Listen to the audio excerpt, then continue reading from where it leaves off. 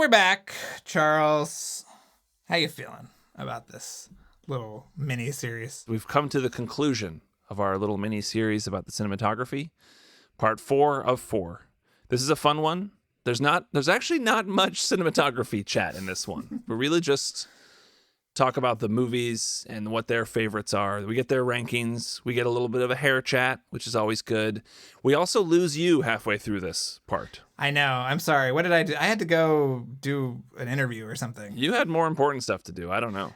I don't know what it was, but I said, I am sorry. I have to go. I have to get on another call. And so Yes. Charles valiantly trucked along without me. I think I did an okay job. I think you did. And I was going to say, if you're listening to this on the Patreon, then the first couple of episodes weren't that successful and we've had to change direction. But somewhere, someone is listening to this episode.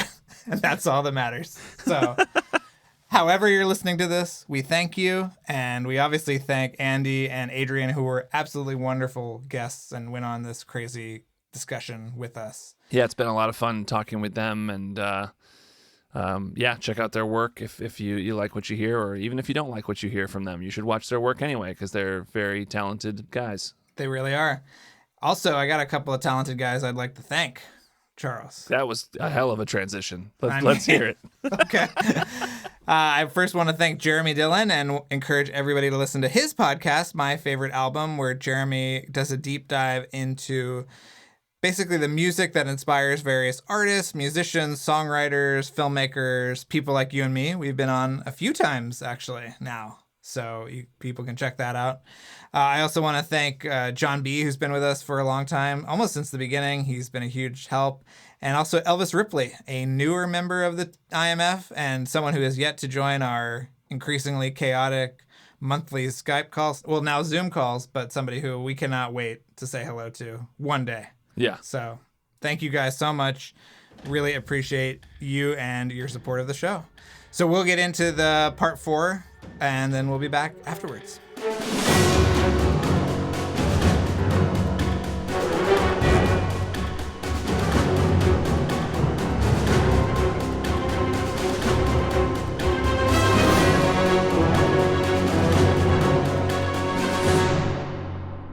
Yeah, 6 was a deliberate effort to distinguish itself from the previous 2. But what's interesting is this one will look very different, but a lot of the key people are still, coming back. Eddie Hamilton's coming back. Lauren Balfe is coming back.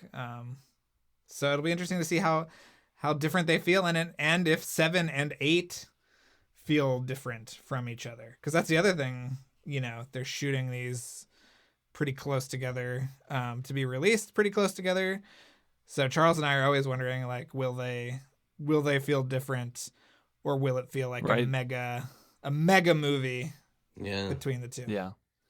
Should we ask these guys their rankings? Yeah, well, yeah, I probably have a couple more minutes. I'm just waiting to get pulled into this other Zoom, so I can just stay here and go into that other Zoom. But we need to get your rankings for the movies, and then we obviously need to get hair rankings, which will be very interesting because we're talking to 2 bald men. 2 bald men with great big beards. I've never been as intimidated by our guests' beards as right now. I don't know about you, Charles, but that's true. This is the first time I think you've been out bearded. God damn, they're beautiful. Of any guest that we've had, I feel like. And they both have out bearded. Oh, really? Yeah, Charles knows mine was pretty rabbinical at one point. Yeah. But it's been cleaned up a little bit. Yeah, I had to clean mine up too. Or mine, yeah, it wasn't an option. I had to do it. Yeah, I was direct order. So rankings. So we want to hear rankings and hair rankings. What do you guys think? What for your favorite the favorites in the series? Let's hear it. I think Fallout's my favorite. I think Fallout has an unbelievably. It's just the pace kind of blows me away. I thought Ghost Protocol would end up just always being my favorite, but Fallout. I've watched now the most number of times, and it's the most recent. I love that one. Charles, have we watched Fallout the most? It's up there. I don't know. That first mission's been around for a long time, and I probably watched that VHS a lot when I was a kid. Yeah. I think I wore out that VHS, but Fallout I have watched a lot of times. I would say, yeah, Fallout and the first one are probably the ones I've watched the most, and then maybe Ghost Protocol, probably. Yeah. Yeah, but that's neither here nor there. Let's get into some more of these rankings here. Come on, Andy. Well, what else? Keep going, Randy. Go ahead. So I think, I think it would go Fallout, Ghost Protocol, then maybe the first one, which Charles knows, I had an issue with the climax of the first one for years. The helicopter in the tunnel was like too much for me. Let's air this dirty laundry because I haven't heard this issue. Yeah, it's been a thing. Let's get your notes, Andy, on this classic. Yes, I have some notes. If you guys could get these to De Palma, I'd appreciate that. I had an issue.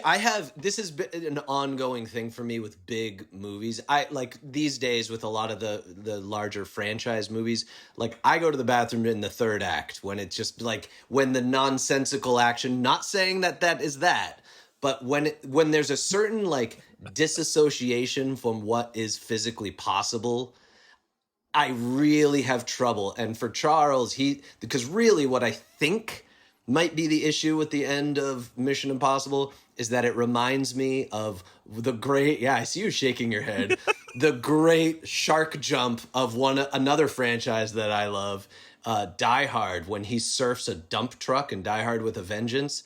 I can feel my body getting hot. Andy and I argue over this on I a will not weekly take basis. I will not take this Die Hard with a Vengeance slander. Yeah, I mean, Die Hard with a Vengeance is a total comic book, and you have to be on board. The first half of that movie is incredible. The opening of the first 5 minutes of that movie is perfect. Like truly, it is such wonderfully made cinema. The opening, it's just incredible. It's all McTiernan, baby. Yeah, I love that man. But boy, oh boy, incredible. From the moment that he surfs that truck, I'm just like, everything becomes ridiculous. Like and they just you felt that the realism of German terrorists blowing up things around New York to sneak in and steal the city's gold, that the realism of that scenario was really undercut by him surfing a Can you blow things up? Yes. Can you surf a truck underground to get shot out of a tunnel where your friend happens to be driving by? No. Well, I haven't tried it yet, but Charles, we could give it a go. Yes. Okay. I will rescind all of this as soon as anyone on this podcast surfs a garbage truck. Okay, wait. So, all right. So you felt like Tom Cruise on the train was similar to John McClane surfing the dump truck. It's when the helicopter's in the tunnel. How dare you? Like, it's that whole section where I'm just like, I get that you had this idea and they execute it fine, but I just like, how long? It's flying, a helicopter's flying in a... Was the problem that it was impossible?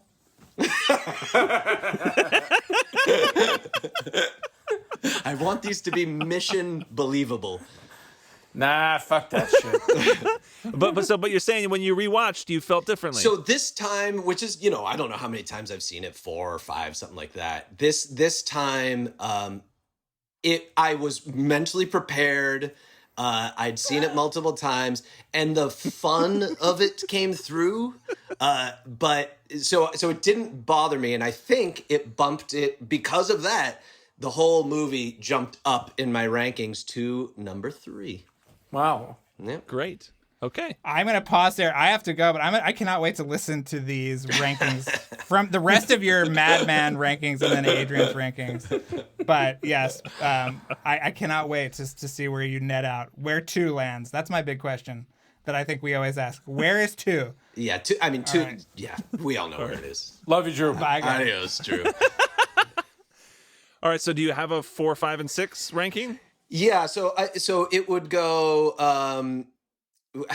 so 6 is number 1. This is a confusing way of putting it. 6 is my favorite. Protocol, number 4, is second.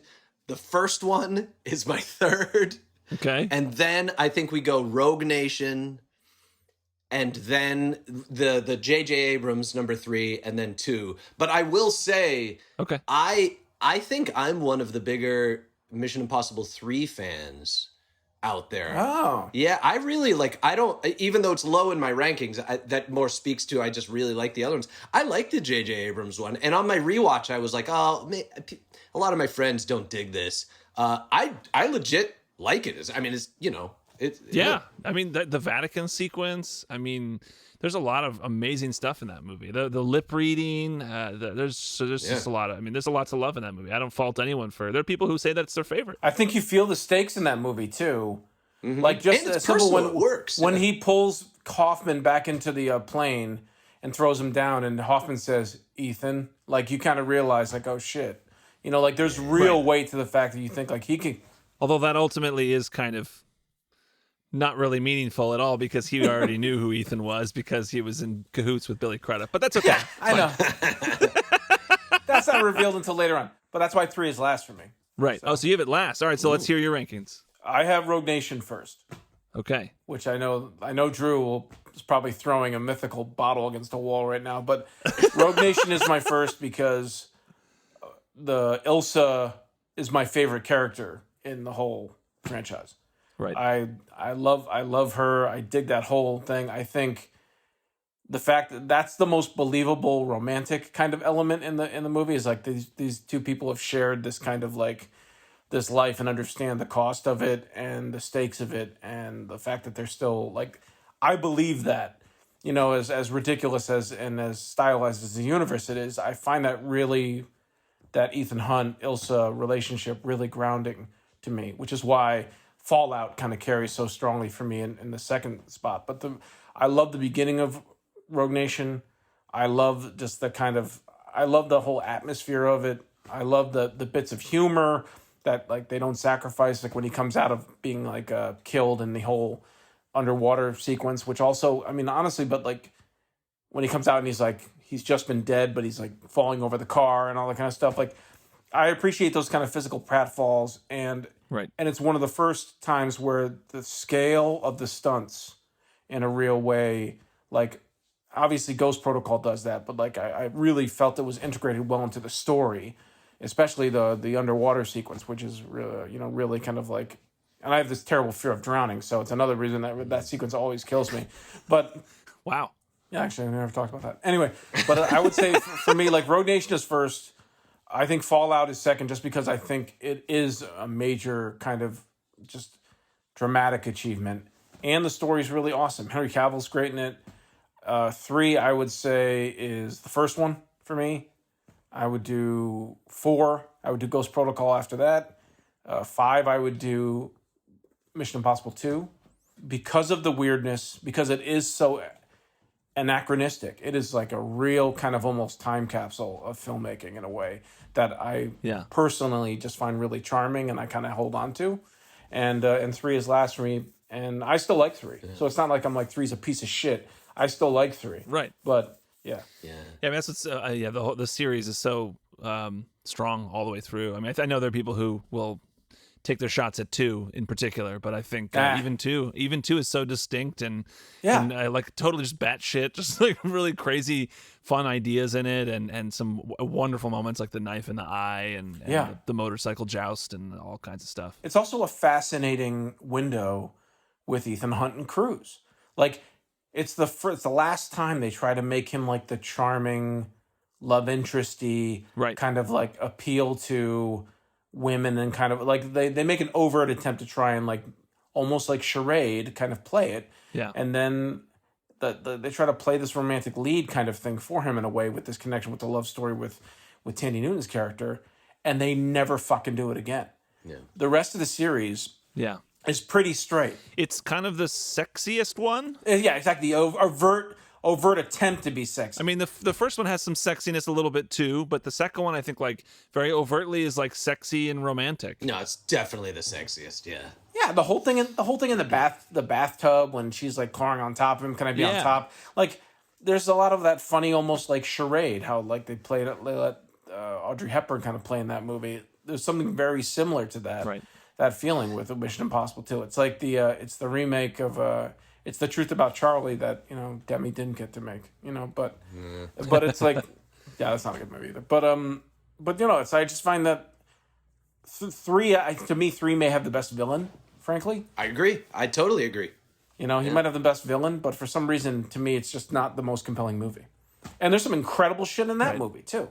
The highway shootout, the whole thing with the Predator drone and then breaking him out. I mean, there's some incredible... The whole series, to me, is awesome. I love it. But there's a weird playfulness to, too, with the whole fucking Martin Landau, North by Northwest thing. There's a lot of, like, I love classic movies, and there's a ton of Easter eggy kind of shit in 2 that just makes me giggle as a film lover. And I will say just quickly about 2, one thing while rewatching it that it really made me think and kind of crave is I wish that back then Michael Bay got a shot at one of these, because it has some of, like, it's of that age, and I never would associate him with Mission Impossible, but rewatching that I was like, he would have done probably something similar to Mission Impossible 2. Yeah. But yeah. Like Armageddon, The Rock era. Yeah, like I think that could be fun. Or Tony Scott, even. I mean, Tony Scott. There's so much of Tony Scott. Yeah, that kind of shit. Yeah, that would have been really something cool. All right, well, so thank you guys for joining us. But before we go, can you give us your favorite haircuts, at least the favorite Tom Cruise haircuts? Come on. My favorite is 2. All right, you like the long hair. Okay. What's the other one? There's one, and there's another one where he has the kind of cropped thing. Is that like 3 maybe? I think 3. I think 1 and 3 are probably the shortest. There's something about the clean, like I'm into, but if Adrian didn't choose 2, I probably would have thrown it in there just out of respect. Yeah, you got to do it. You gotta respect that long hair, for sure. I'm waiting for I want like Mission Impossible, like years and years. Like there's a break. It seems like the franchise is done, and then years from now, like retired Ethan Hunt, grizzled. I want him to have a big old beard. Fuck yes. Yes. Well, his fake beard in Rogue Nation, that one that they glued on Tom Cruise. No, but I want, like, it doesn't look so great. It looks kind of like Andy. Your beard looks pretty similar to that. Imply that my beard looks? How dare you? It's what he was trying to go for, was to look like your beard. This is the surfing dump truck beard moment. Yeah. All right. Well, thank you guys so much for accepting the mission and talking with us about the cinematography. This was a joy, and obviously I love both of you guys so much. So it was awesome to have you guys on here. A pleasure. Bye. Love you guys.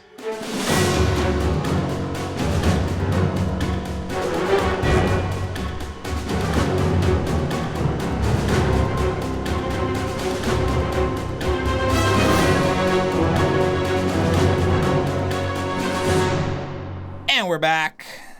Hard to say goodbye to those fellas. It was just nice being on a Zoom with everybody. That's how I felt. I know. I love these guys so much, and I talk to them both all the time. But to have them all together, all of us, all of our beautiful faces together, was just a wonderful treat.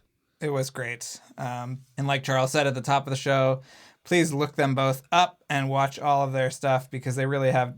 It's not just that they're nice guys and they're talented, but they've also contributed to some of the biggest and the best shows in recent memory. So check them out. Yes, for sure. And I just want to see. I have a special thank you I've got to give out. Do it. I've got to give a thank you to Jacob from Holland. Jacob's been with us for so long, and we love him so much. So thank you, Jacob, for making this episode possible. And I want to tell everybody to sign up for our Patreon, patreon.com/LightTheFuse. Sign up at the bonus content level, and you get bonus episodes every week. We are on top of it all the time. Whenever there's any new news about Mission Impossible in any way, you can count on us to give you an episode right away. A lot of times day of. And it's definitely worth signing up for, and there are other levels you can sign up for as well. So check it out at patreon.com/LightTheFuse. And then also check out our website, lightthefusepodcast.com. Go to the episode guide and check out all of our past episodes. Listen to anything from our back catalog. We have almost 200 episodes now, and we will get back to those episodes. But right now we're on a little bit of a break, and we're going to continue that break a little bit longer. But we're going to, of course, give you great content in the next few weeks, and you can be ready for that every Friday. And what else, Drew? Well, they can follow us on Instagram and Twitter at LightTheFusePod, which is really ground zero for any late-breaking Mission Impossible news. So please check us out there. And also just to like, subscribe, rate, and review wherever you're listening to this podcast. It helps us out. in big, big ways. So thank you guys so much, and we'll be back next week. And the TeePublic store I forgot to mention. Oh, I yeah. just assumed you had talked about the TeePublic I totally store. dropped the ball there. TeePublic, it's linked from our website. In the merch tab on LightTheFusePodcast.com, you can get a shirt or a magnet or a sticker or a mask or a laptop bag or an iPhone case or whatever you want. You could also search us on TeePublic. I don't want people to think they have to go to the website. Go to all. Well, I want them to go to the steps. website. It's also the TeePublic search function isn't exactly the best. I know, it's not great. But if you do search Light the Fuse, you'll find one of our items, and then from there you can link to our page. But you'll figure it out. Just go and buy something because it's worth it. We've got good stuff. Your wife designed some of the things. There's amazing stuff. We've got a couple of fan design things that are great too, and it's really cool. So check that out. I also want to say that this episode was edited by Luke Burson, and the music was by Kevin Blumenfeld. And with that, I think that's all we got, right? That's it, but we'll be back.